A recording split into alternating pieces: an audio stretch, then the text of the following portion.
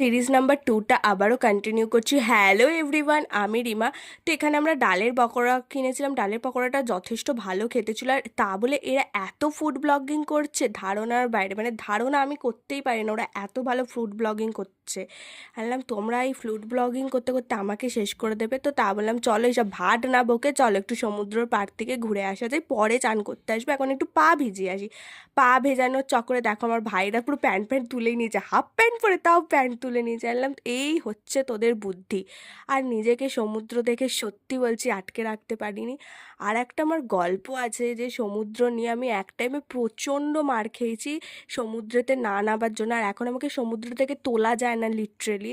মানে এতটাই আমার এখন সমুদ্রকে ভালো লেগে গেছে, বা সমুদ্রতে চান করতে আমার ভালো লেগে গেছে। অনেকে বলে হ্যাঁ চান করতে কি মজা পাস সমুদ্রে, কিন্তু এই মজার মধ্যে অন্য কোনো কিছুতে মজা পাবে না তোমরা। যারা পছন্দ করো না সেটা তাদের ব্যাপার। অনেকে বলে কালো হয়ে যাবে, আরে কি হয়েছে, কালো হয়ে যাবো তো কি হয়েছে, নিজের গায়ের রং তো নিজের আবার ফিরেই আসবে কিছুদিন পর। কিন্তু চান করতে হবে আমি যখন যাচ্ছি, আর এইরকম সুন্দর একটা ভিউ পাওয়া যায় আমাদের হোটেল থেকে।